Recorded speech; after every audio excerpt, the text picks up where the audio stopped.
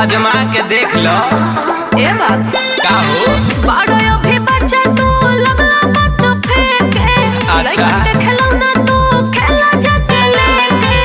देहिया में तोहरा का नइखे हो डर। ना हो। देहिया में तोहरा का नइखे हो डर। सुनो बानी ना बालिक चले 17 के उमर। हाँ? बाकी जान कैले बानी 34 गो मर्डर। का? कई बार गईनी हम जेल के भीतर। बाकी जान कैले बानी 34 गो मर्डर। ई का कहता रहो? जौन सुन तारू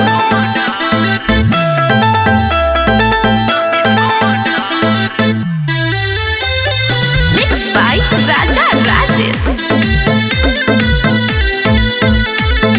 थाना पर शासन तोहरा दुआरा पयावे। ए जनवरी जारी बाटे हमरा नावे। पता कली हो। थाना पर शासन तोहरा दुआरा पयावे। ए जनवरी जारी बाटे हमरा नावे। पता चली पुलिस जो बोली है तो है धर।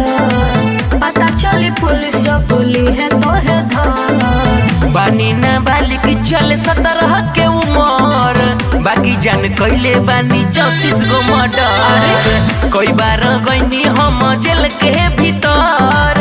बाकी जान कैले बानी 34 गो मर्डर। हाँ तो अभी सुधर जा। तो हम सुधारे वाला नहीं की।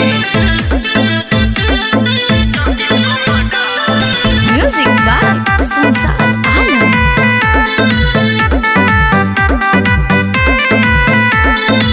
धीरज राज काहे बड़ो पागलाई। सुधरम नहीं ऐसन आदत बाधराइल। ऐसन का हो?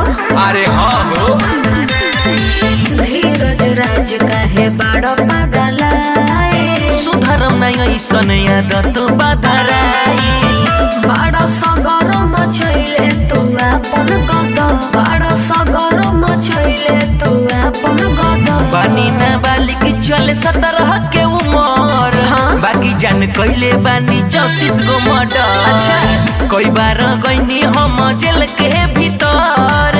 बाकी जान कैले बानी 34 गो मर्डर। तो कहियो फेरा में पड़ जीबो।